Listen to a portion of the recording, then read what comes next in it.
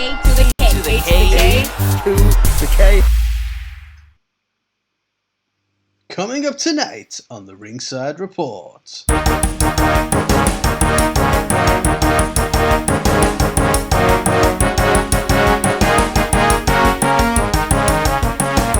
Mustafa Ali requests his WWE release via Twitter. WWE takes a shot at AEW for gory self-mutilation. Braun Strowman signs on for the biggest wrestling event in the Middle East. Peter Avalon updates on his career status. Is Cody Rhodes a free agent? Sorry, I like that. Santana set to challenge for Ring of Honor World Championship. Eddie Kingston reportedly injured. Charlie Haas set to work several dates with Prestige Wrestling. Major League Wrestling suing WWE for an illegal monopoly. David Arquette talks Ready to Rumble at a press interview. Jon Moxley set to make AEW Return tonight. And WWE renames Walter after a Nazi commander. Yes, they do. And Anthony, when's all that coming up? It's coming up, Carl. Right fucking now. Yes, it is. Let's kick off with Yes, Mustafa Ali requesting his release from WWE via Before we Twitter. get into that, Carl, I want to express to you how difficult it was to resist the urge to mess up take number 3. Right? I was so tempted just for shits and giggles just to mess it up again, but I know how much effort you put into these edits, so I didn't. But I want to express that live on air, that I had to fight the little voice in my head that said, "Do it, ruin this take as well." I've just realised we're not actually recording. Damn it all. Jokes. Yes, that's right. We're on take 3 because Anthony is Anthony. I did. I fucked up, guys. He fucked it. But yeah, speaking of who else have fucked it, WWE have fucked it with Mustafa Ali because he's now requested his release, taking to Twitter to basically put the message out there. So it was kind of like a little quote from him that he signed at the bottom of it. Basically just says, "I have a message that is much bigger than my dreams in pro wrestling. Despite my best efforts, I'll not be able to deliver this message while working with WWE. Therefore, I am requesting my release from WWE." So, reportedly... The message he wants to deliver is, go fuck WWE, so I get why you can't deliver that while working. Yeah, it might be tricky. But no, so the belief is that this comes after a meeting that Ali had with Vince McMahon, where Vince had pitched him a new gimmick or character, which Ali had apparently previously gone on record as saying that it's something he would never ever do. So I believe that led to a little bit of a falling out between Ali and Vince, which has now finally potentially led to this. So obviously that's all speculation, of course, but yeah, what do you make of this? How do you feel Ali's being kind of used? Do you think he is just for requesting his release? Do you think, what are your thoughts? Okay, so I think he's always had potential, like, for something. There's like this whole hacker thing could have been something. The leader of Retribution could have been something. And I feel like he may have been failed by creative. And a slightly controversial take, and I have absolutely no base for this comment, right? But I'm making it anyway. I have a slight feeling or thought in the back of my mind that, is he going to be another Sean Spears? Where he's like, WWE holding me back, and then he goes somewhere else and doesn't succeed because it wasn't WWE. And I don't want to be negative about it. And I don't know. I could be totally wrong on that take because I don't really have a base for that. It's just a feeling I have. But I don't know. The comment is fair enough. Like, he doesn't like the position he's in WWE. He wants to go, and more power to him if he can get what he wants. Have we even confirmed that he's got his release yet, or is it still he's asked for it and we don't know? So he's asked for it, or we haven't seemingly granted him that at the moment, so it must be pretty awkward. It seems like a bit of a power play publicly saying it. Well, yeah. He's just sat there, Vince walks past. He just like... Vince walks past and he's there catering like, I'm a hacker! Yes, you are.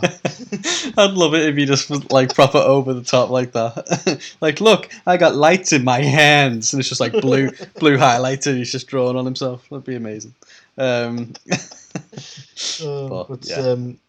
Admittedly, he stopped fucking with the lights and the videos and stuff in WWE now, so that's good. That's good. You can say he's matured now. He's really grown up and he's ready for his next thing. But I know there was so much potential in Retribution. As much as the names they gave them were fucking stupid. When they connected Retribution to the Hacker, I was like, they can course correct, they can fix this. Ali being the leader works perfectly, and they fucked that too. Yeah, it's a shame. Really. There was potential with the Hacker. I think Retribution was almost doomed from the beginning. They tried to salvage it by linking the two, but yeah, it was too far gone, wasn't it? But I don't think it was too far gone. They could have fixed it, but what did they do? They had him barely do anything, and then they turned on him, and it's like, okay, that was fucking useless then. It was too far gone when you had fucking Slapjack and Mace, and it was just like, okay, yeah, it's too far gone. There's just no coming back, unfortunately, as we can see from where they ended up. But I know Booker T said, I think it was on his podcast, that he heard a pitch from Ali on what character he wanted to portray in WWE, and he said he thought it was a really refreshing and interesting take. The kind of character, though, that would need a championship. He thinks the US title would have been a good one for it. But he's saying that, and then it turns out it was like, what he's going to be? He was like an anti-American guy. It's like, oh, for fuck's sake. Well, exactly. So who knows? Obviously, it seems that Vince or creative weren't going to allow him to do what he wanted to pitch him something else, and he wasn't digging what they were pitching. So yeah, publicly kind of I ain't trying to get out of there. So yeah, interesting. Obviously, nothing has been confirmed in terms of whether they are going to grant him this or what's going down at the minute. But yeah, interesting course of events for Ali. It's a very interesting take to not be granted it yet, but publicly there being like, I want to go. Okay, like let your feelings be known, Ali. Fair play. Yeah. So Carl, I've got one for you. This is going to take some talking. It's going to take some fucking moaning here, right? So the next one we've got is a statement WWE's given out, right? And this is in response to an article that was put on Sportsnet 360, or was it? I say on TV show paper. I'm not actually sure, but it was Sportsnet 360 published out. They were talking about the average viewership in 2021, comparing Dynamite and SmackDown. Now, the interesting thing, because obviously SmackDown beat them in terms of the numbers, but they were incredibly close in the demographic. Mm-hmm. And one of the reasons that was cited, speculatively albeit, because you don't know for sure, was that the edgier content provided by AEW programming could be one of the reasons that the margin between the demo itself is so slim. Now, WWE decided to issue a statement in response to this, and I will read the statement out to you now, Carl. Prepare yourself. They've said, if you look at the gory self-mutilation that bloodied several women in the December 31st event on TNT, it quickly becomes clear that these are very different businesses. We had an edgier product in the Attitude Era and in 2022. Oh, and in a 2022. Well, yeah, I'm good at reading quotes. We don't believe that this type of dangerous and brutal display is appealing to network partners, sponsors, venues, children, or the general public as a whole. So yeah, let's throw some salt, shall we? The first thing straight out the gate that I want to say to this is, what a load of petty bullshit, right? What a load of shit. What I really, really don't get with them, and this is the first point I want to come at, right? And I'm not the first person to make this point, but I was the first person to think it. I wasn't, probably, right? It's the fact that WWE in 2021, we had the eye gouging thing. That might have been 2020, but very recently we had the eye gouging thing with Rey Mysterio. Mm-hmm. Yeah, we've had people being set on fire. That was definitely 2021. Yeah, we've had. Correct me if I'm wrong, I might be misremembering, but we had the Shane McMahon thing. Didn't he hook up a car battery to his nuts or something? Yeah. I can't quite remember what that was, but we did some shady shit with Shane McMahon as well. And it's like they're just a couple of examples I picked off the top of my head that were clearly fake. They were clearly fake. This isn't flesh-eating zombies. Flesh-eating zombies, but this isn't like blading or anything like that, right? Mm-hmm. They were clearly fake, so they weren't bloody per se, but when you're coming at it and saying it's not appealing to network partners, sponsors, venues, children, or the general public, yeah, I don't really want you even play pretend and setting fire to people for my children to watch. Yeah, So, if you could not do that, that would be like, great. I don't want anyone trying to come at this like, well, it's clearly fake when WWE done it, and what the match between TJ Bunny and Penelope Ford wasn't fake. It's like, yeah, that's not the point. It's what you're portraying, and kids don't know the fucking difference. So if we're gonna try and take them all high ground, don't pretend to be brutal. Yeah. Like, don't pretend to gouge someone's eyes out with the corner of a metal step. Then. Well, exactly. I mean, They threw Rey Mysterio to his death off the top of a building. And they're trying to tell us that they're like, oh, we're not trying to be an edgier product. It's like, you are, you just shit in it. yeah. Yeah. They're trying to be a PG edgy product, which doesn't fucking work. And honestly, and I mentioned this before to you, Carl, right? The most over things they've had in recent years have been as a result of someone being bloodied or something like that. Like, everyone talks about Brock Lesnar and Randy, the elbow shot to the head, cutting him open with that. Becky Lynch's whole character and persona came from being busted open and looking like a badass, and they're going to try and tell us that there's no place for this in this day and age. Yeah. It's just so fucking petty. Like, and honestly, it kind of puts down, these girls put on something that women in wrestling, like, normally kind of get sort of pulled away from. Like, you know, we're talking about strives towards equality. Like, how often have you ever seen a match like this featuring women wrestlers? And this is the second time now that AEW have gone for it, and it's like they've had the guts to try and put women in exactly the same position they put a man. Yeah. This isn't just something that Mick Foley can do now. Even Mick Foley has credited them something shocking for how they've been willing to do stuff like this. And you know, Mick Foley is as a legend in WWE for the extreme element, and now they're trying to act like, oh yeah, in this day and age it just doesn't sit well. It's like, look, you've got your network deals and your partnerships that might restrict what you can do. It doesn't mean that it shouldn't be done. Yeah, I mean, you know, I can't praise the 4 women in this match higher than, you know, I already have done already. I think they all brought, you know, everything to this. They put themselves through so much as well. You know, and at the end of the day, it was a grudge match. This was the end of their grudge feud, and it was, you know, it wasn't like it was just a throwaway match that they just put on TV where they were just, you know, cutting each other open and stuff like that. Like, from a storyline standpoint, it all made sense, and I think they all delivered. So, yeah, it's very rich of WWE to kind of come up with that when, as you've said, they literally set people on fire. You know, they are notorious for things, you know, similar to this back in the day anyway, if not worse. So, you know, I don't know. I think so far I have not seen someone's tooth in their nostril in AEW yet. I have with WWE, and yes, we're talking about Attitude Era, but I don't care. Exactly. Like the whole, like, they could have said nothing, and they could have let people appreciate or not appreciate as they see fit. But instead, they decide to act like they're morally above AEW, and it is so much. The bit that irks me is the comment about, like, was it in a 2022 world, we don't believe that this type of dangerous and brutal display is appealing to the. And it's like, fuck off. It's the general public as a whole as well. It's like, you're telling us that you're basically putting an opinion out there that the general public, you know, we shouldn't find this sort of thing appealing. It's like, fuck off. It's totally not your opinion. There is clearly a place for this. We have indie wrestling companies entirely built around this whole extreme sort of approach. And apparently, you know, the general public as a whole, no, we shouldn't find this appealing. It's like, well, guess what? The demo says otherwise. Well, yeah. I don't know. It feels like just a chance to have a shot at AEW more than anything else. They don't even care about AEW. They wouldn't take a shot at them. Why would they do that? Exactly. At the end of the day, if that was true and they really thought that way, then they really wouldn't acknowledge that they exist. But, you know, they do. They definitely do. And I like to think that I'm being worked, and the Royal Rumble's going to show that I'm being worked. That they're popping shots at each other because they're actually secretly working together. The Royal You're working yourself. Everything together. You're working yourself. I'm working myself into a shoot right now. I like to think that that's what's happening. Yeah. Good night, Jabroni. Good night, Jabroni Marks that don't know a work from a work and whatever the fuck it was there.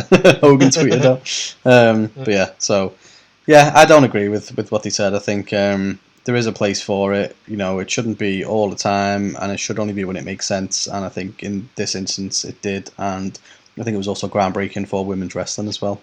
For them to do that. So I think it was a great thing, and I highly commend all of them that were involved.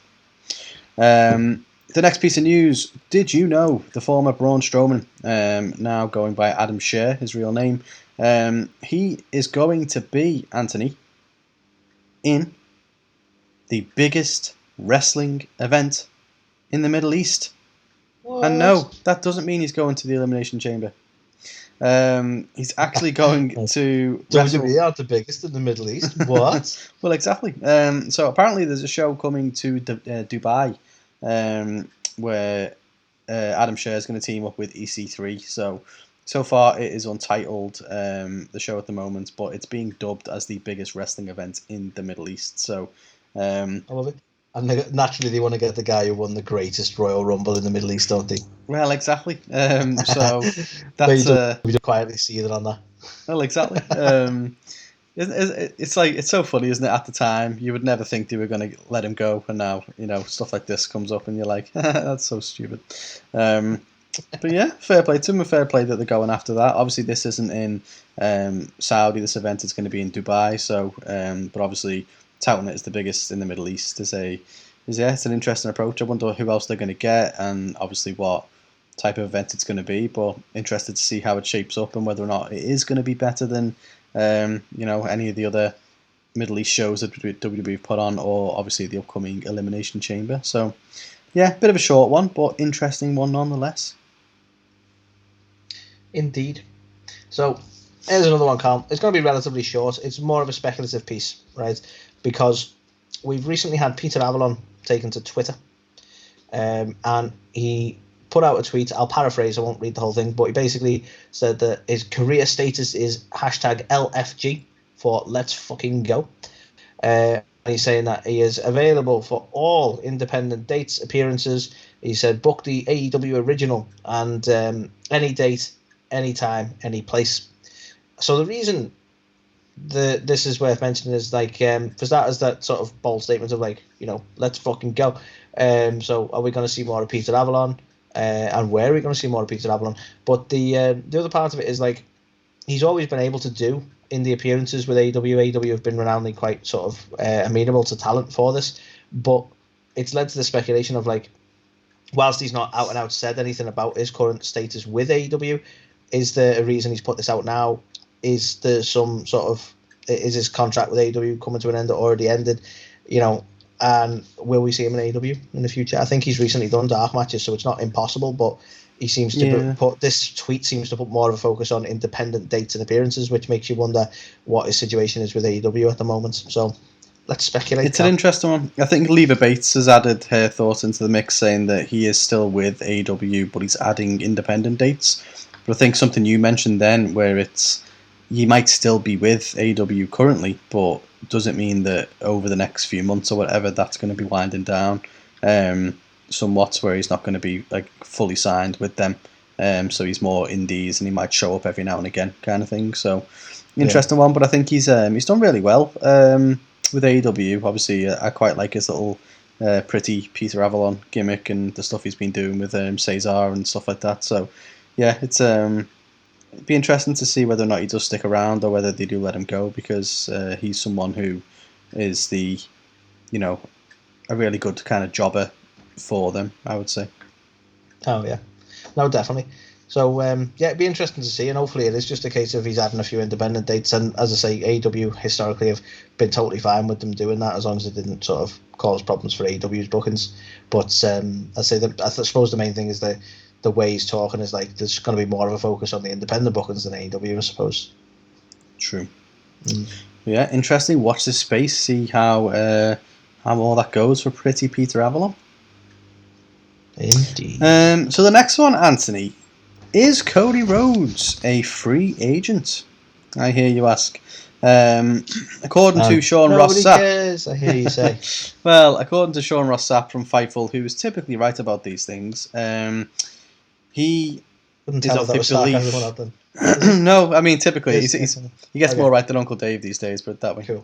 But yeah, he has basically stated that he's currently working as a free agent, but is working on a new deal to remain with the company. So this is kind of leaked out that way. It's obviously sent people into a bit of a frenzy in terms of what does this mean. Is he going to show up at the Royal Rumble, for example, etc., etc. So a couple of other theories floating around is that he was meant to have signed a contract already, so there's one waiting for him, but he wants to do it in person, and obviously he's been away with kind of family-related COVID issues, which obviously led to the interim TNT title, etc., etc., so he just physically hasn't been able to sign it yet. So it could be as small as that. So while technically true, he doesn't have a contract just because he hasn't signed it. It could also mean that it's something that they wanted to leak out potentially as a way to draw eyeballs to his appearance tonight on Dynamite. And there might be some storyline truth to it. Maybe they are going to reference it, and maybe he's going to sign a new contract on Dynamite that allows him to go after the world title. Obviously, he's relevant contract on him, an irrelevant one. But maybe it's, because obviously that was his big thing, wasn't it? He can't go after the world title. Maybe he's let his contract expire in kayfabe, and now he's going to sign a new one that lets him go after the title now. Then that cements his heel turn. Blah blah blah blah blah. So there's all that. Or if you're a mad conspiracy theorist, he's going back to WWE, and they're all in cahoots. Be in the Rumble. It's gonna be great. It's gonna be Stardust. They've got you already on this. We know that you were thinking, imagine if MJF rocks up in there and so on and so forth. You think this is exactly what happens to me, Carl. Right? I want to see MJF fulfill the whole storyline thing of like, well, maybe I should main event Mania, right? And actually build that into a story in which he enters the Rumble and you go, fuck, could this actually happen? That's what I wanted in my head and wanted to do. They go, well, how about we give you Cody? And I'm like, oh, fuck off. Yeah. See? And I know neither are probably going to happen, but still.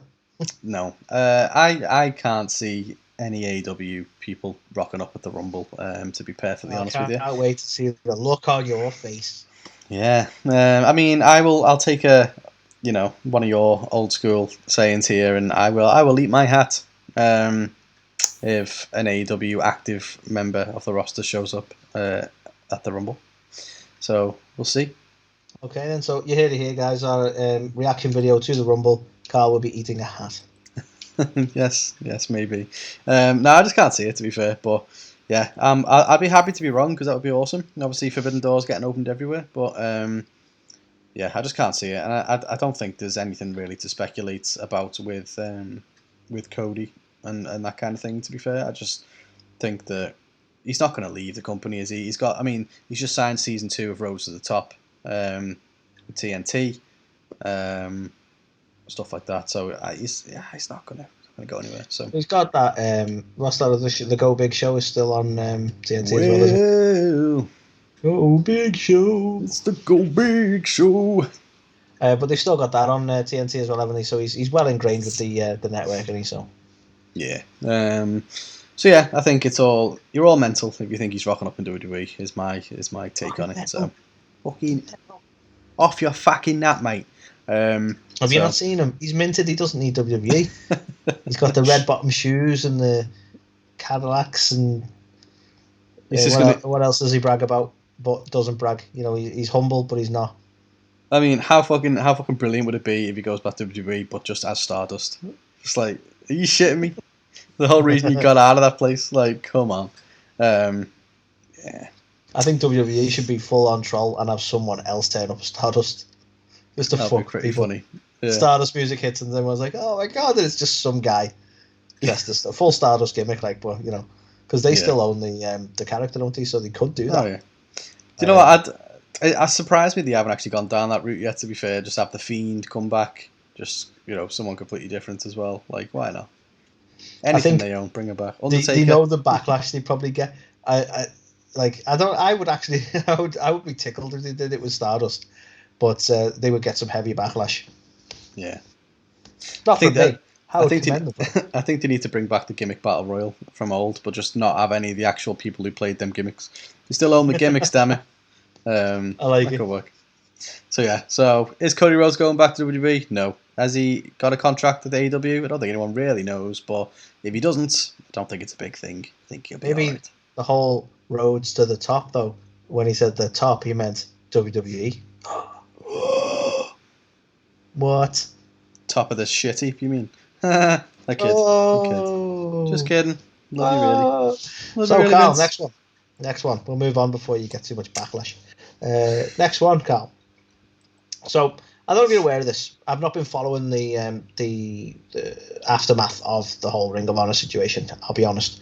But a new promotion has arisen from this. For Jonathan Gresham, along with, is it Baron Black? They set up a promotion known as Terminus. Mm-hmm. And obviously we have the Ring of Honor World Championship at Terminus. And they've announced very recently that the second event will be held in Atlanta on February the 24th. And AEW's Santana will be challenging for Gresham's version of the Ring of Honor World title at the show. So firstly, Carl, what do you make of what's going on here with this new show? And what do you make of the inclusion of AEW's Santana in this title match?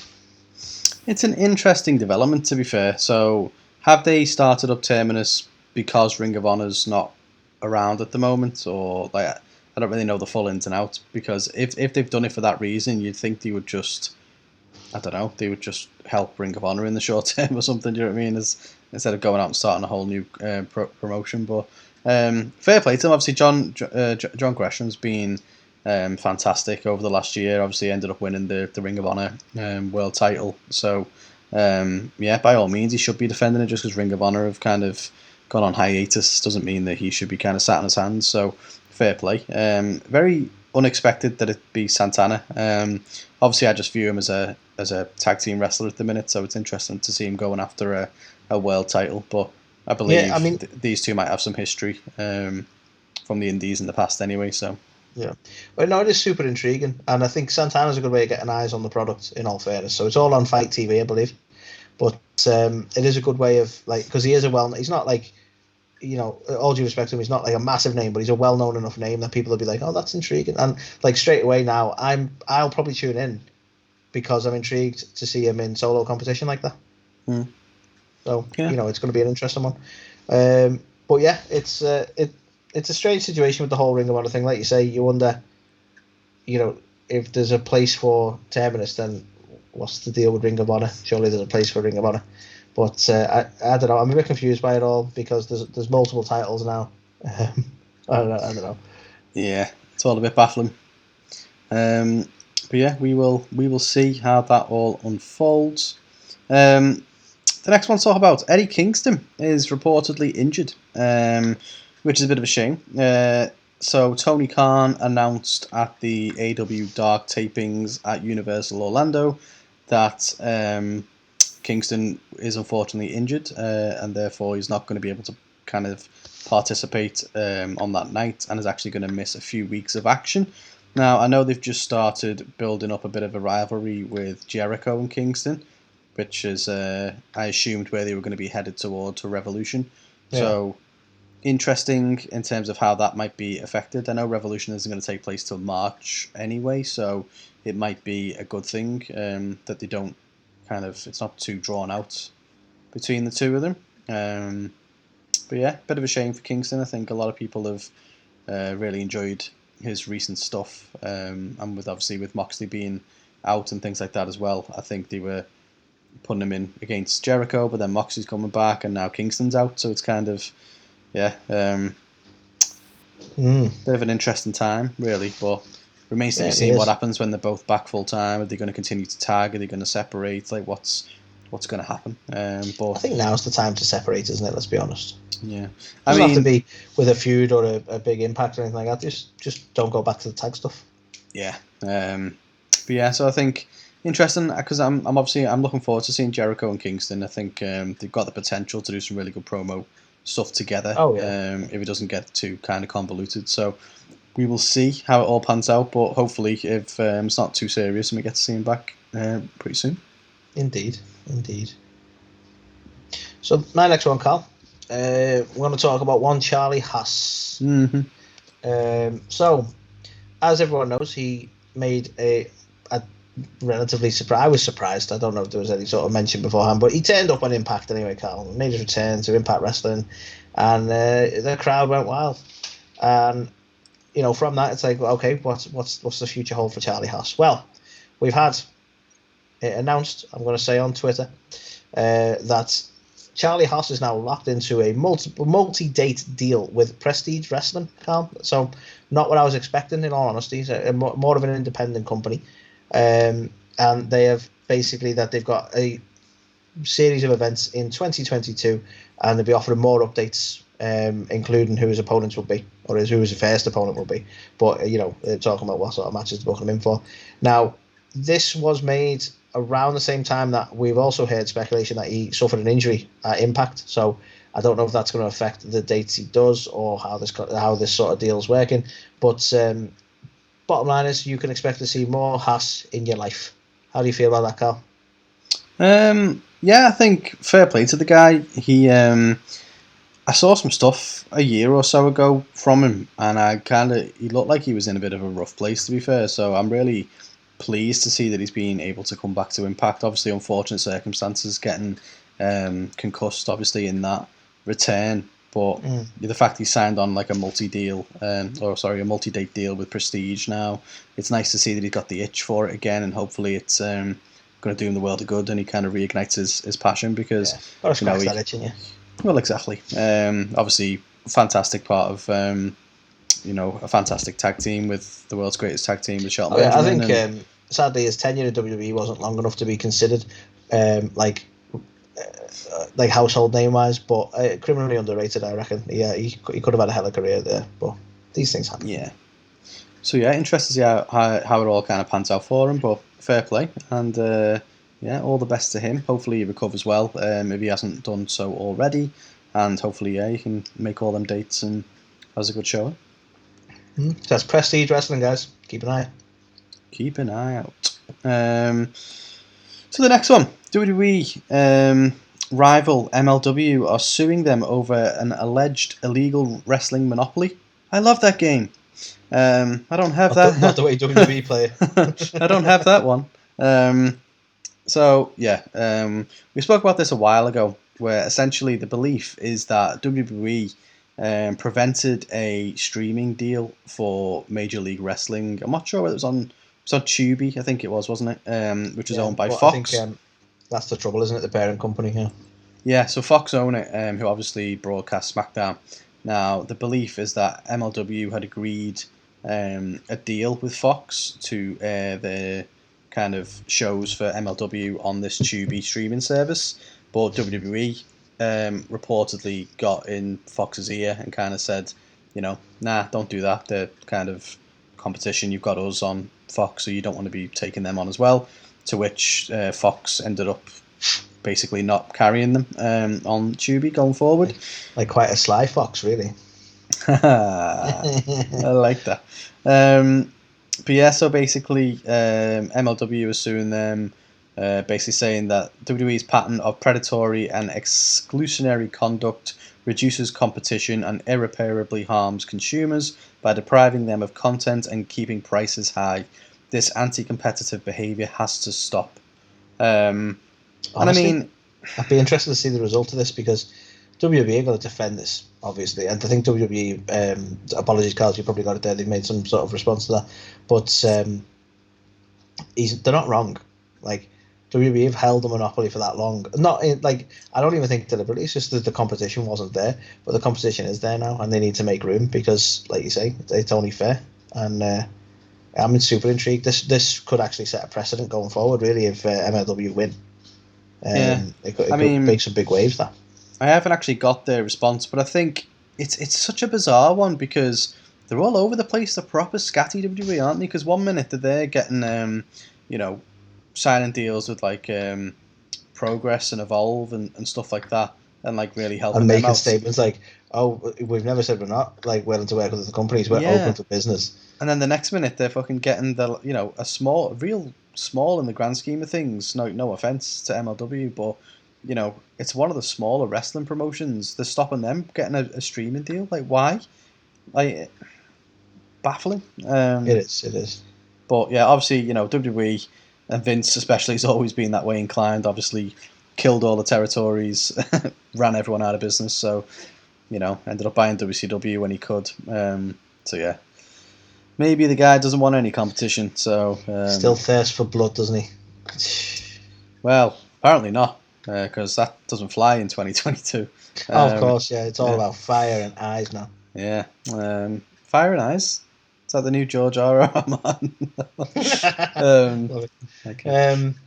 I mean, he's always kind of been into firing people. He just took it a bit literal in 2021. You're fired! No, put down the flamethrower.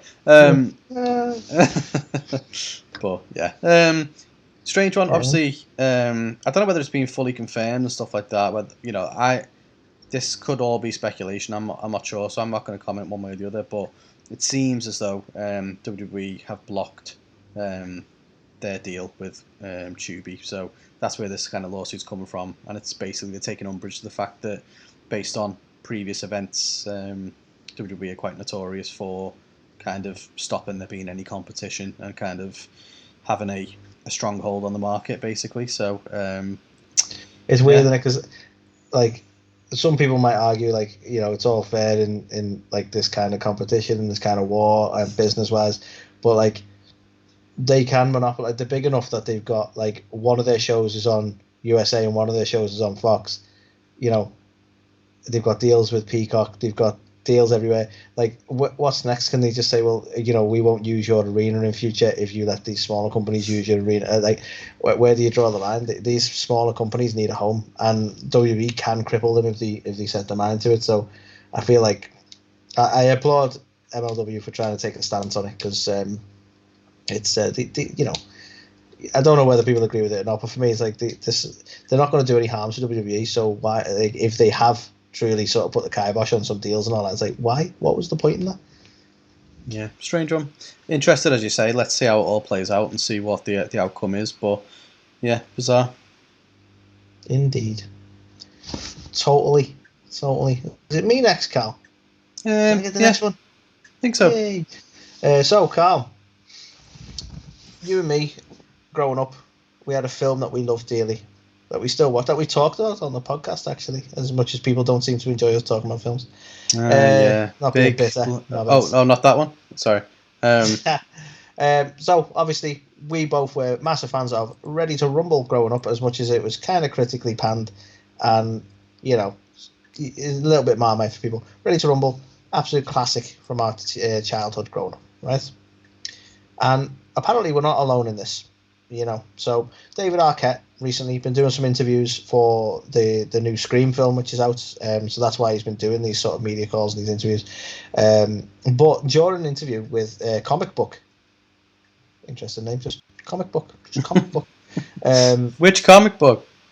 This one. So obviously they were talking about a few different things, and it came up about the beloved wrestling comedy Ready to Rumble, which I wanted to mention that because it is fucking beloved.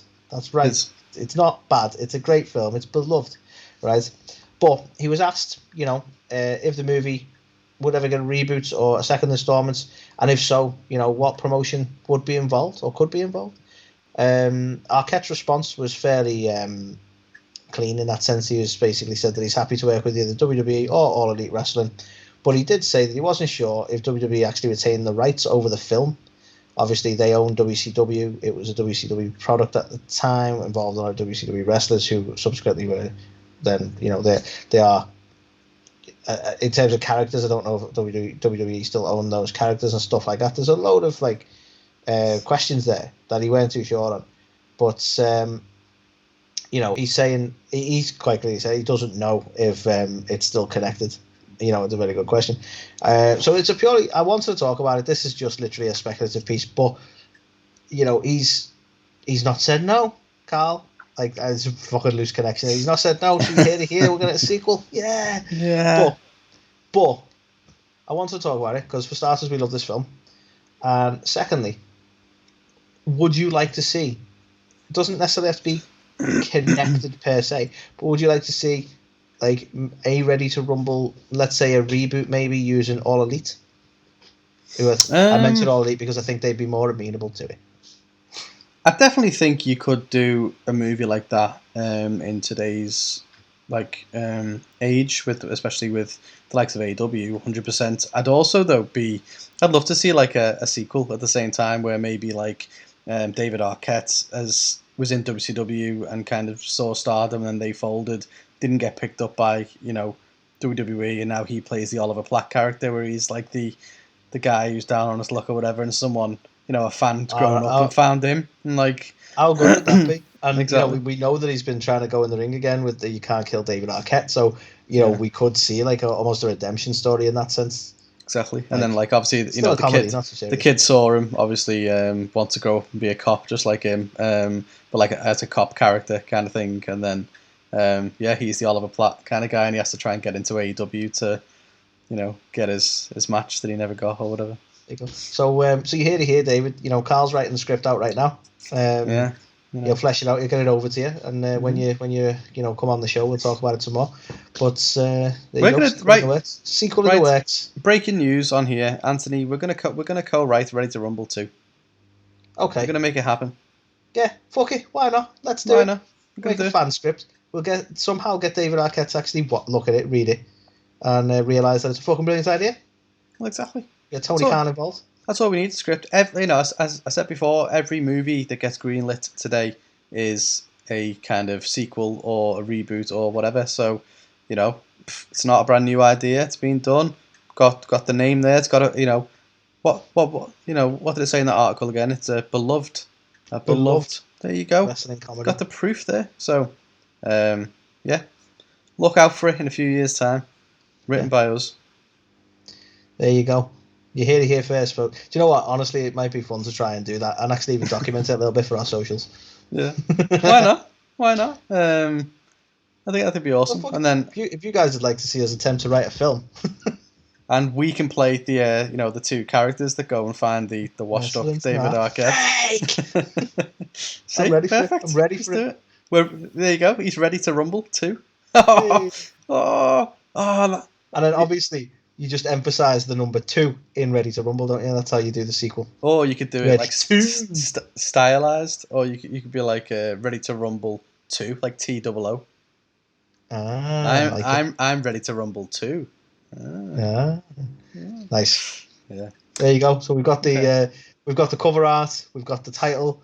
That's it. We've got a loose plot thread there, so we just need to flesh the script out. There you go. Just give us a couple of months, guys. Yeah, sorted. Yeah, love it. So the next one to talk about tonight, the one and only Jon Moxley makes his long anticipated return to AEW. As we know, he's been away for nearly 3 months now after voluntarily checking into rehab for alcohol addictions and stuff. So I think, fantastic news that he's back. I'd really love it if they just didn't even reference it or mention it. Don't have him come out and cut a promo about why he's been gone, anything like that. Just pick up where they left off. Comes out, hopefully without fucking Wild Thing as his theme song. I'm going to say, I think it's shit. It really is shit. Right? Hopefully he comes out with his old fucking unscripted violence kind of theme music, comes out, just decimates someone, walks back off through the crowd again, and that's it. That is a Jon Moxley return. That's what you want. But either way, I can't wait to see him tonight. And I'm made up that he's back, that he's he's feeling good enough to be back out there. So great news all around. Indeed, honestly, a little bit sooner than I expected. And I'm not saying that as a bad thing, but I'm quite elated and surprised that he's back so soon. So that's awesome. Yeah, same. Great news. Indeed. So I'm going to end our news this week, Carl. I'll take you over to the what the fuck section of our news. So we recently had Walter having a match on NXT 2.0, not the normal NXT 2.0. No black and gold here, in which he defeated Roderick Strong. Now, after the match, he interrupted the ring announcer to declare himself the winner, but he declared Gunther was the winner instead of Walter. So, what's that about? Well, WWE filed a trademark, Carl, for Gunther Stark, and they filed that on January the 13th. So you go, okay, sometimes they file trademarks and don't use them. He could just go by the name Gunther. they don't like two names, so maybe we're not going to go full Gunther Stark with it. Gunther, obviously being the incredibly popular coffee shop owner from Friends, but no, that's not what happened here, Carl. Apparently, this is getting a bit of criticism because Gunther Stark was the name of a U-boat commander who served in World War II for the Nazi Germany, their equivalent of the Navy. And yeah, that's not great. So basically naming him after a Nazi U-boat commander. Not sure why or what the point was, but I mean, yeah. let's park that bit for 1 minute. In terms of why on earth, I mean, well, okay, we'll start with that. I have no idea why on earth they wouldn't fact check, research this shit before they pick a name. This has got to be deliberate. You can't accidentally happen across the name Gunther Stark. Gunther Stark, you pick it and then give it to the only fucking Austrian you've got on your roster. But anyway, it's got to feel deliberate. Just a quick Google. If it's not deliberate, a quick Google before you trademark a name. Surely that's the bare minimum you do, right? Google the name, right? But that aside, why on earth would you rename Walter? I know he's been in NXT UK for a bit, but this isn't the first time we've seen him. He's been in NXT. He's been on WWE pay-per-views. He's well known. Everyone knows who he is. He's talked about frequently. So why now go, well, now he's Gunther? The way they've done it as well. I'll just announce that I've changed my name right now. Okay. Quite rightly, people are furious about it. It's why? They just can't help themselves, can they? They just have to do it. They have to take something which is where this is. I don't get it. I just don't understand. Is it because he was known as Walter before he was in WWE? So even though he's still been in WWE, they're now no, he's coming to the real WWE. So it's just one of the things a trademark thing. You don't own the Walter name, so let's change it. So yeah, let's trademark that name then. Geez, okay. I'm just baffled. I think Keith Lee has commented on this as well, just saying, man, if this is true, I feel so bad for the guy. And it's yeah. Just yeah. Wow. And we're going to see a lot more of him on NXT. Obviously, we saw a segment where he mentioned about Imperium, and now their mission is to dominate NXT like they did with NXT UK. So we know we're going to see a lot more of them now. But this does not feel like a good move at all. No. The gimmick worked.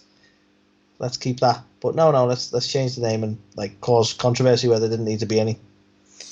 Madness. It's just what they do best, isn't it? It's I saw something on Reddit where someone was saying recently AEW had that big PR nightmare going on with Tony Khan on Twitter and stuff like that, and you think it'd just be an easy layup for WWE to then do something really. Nope.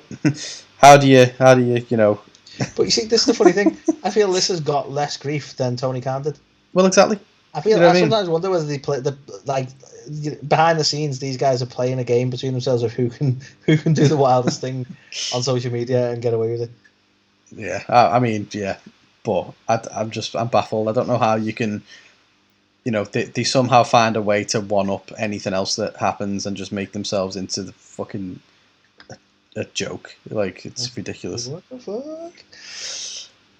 So yeah, so that happened. Walter is now Gunther, and hopefully, if he's gonna change his name at all, then it just stays to Gunther, and we don't bring the rest of that in because yeah.